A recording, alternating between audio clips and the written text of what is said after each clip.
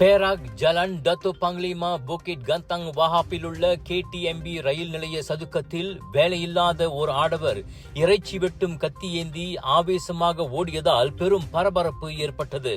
நேற்று பிற்பகல் 2:45 மணியளவில் அச்சம்பவம் நிகழ்ந்தது. தகவல் கிடைத்து சம்பவ இடம் விரைந்த போலீஸ் 31 வயது அவ்வாடவரை சமாதானப்படுத்த முயன்றது.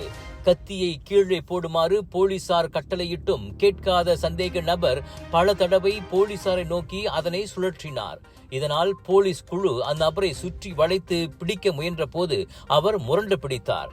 அதில் ஒரு போலீஸ்காரர் இடது கை முட்டியில் லேசான காயங்களுக்கு ஆளானார். கைதான நபரிடமிருந்து கத்தி பறிமுதல் செய்யப்பட்டு அவர் நேராக சென்ட்ரல் போலீஸ் நிலையத்திற்கு கொண்டு செல்லப்பட்டார். டைப்பிங்கை முகவரியாக கொண்ட அந்நபர் குற்றச்செயல் மற்றும் போதைப் பொருள் தொடர்பில் ஏற்கனவே 13 குற்றப்பதிவுகளை கொண்டிருப்பது கண்டறியப்பட்டது. மனநலம் பாதிக்கப்பட்டிருப்பதாக சந்தேகிக்கப்படுவதால் அவர் தஞ்சோங் ரம்புத்தான் ஹுலு கிந்தா பஹாகியா மருத்துவமனைக்கு கொண்டு செல்லப்பட்டதாக போலீஸ் கூறியது.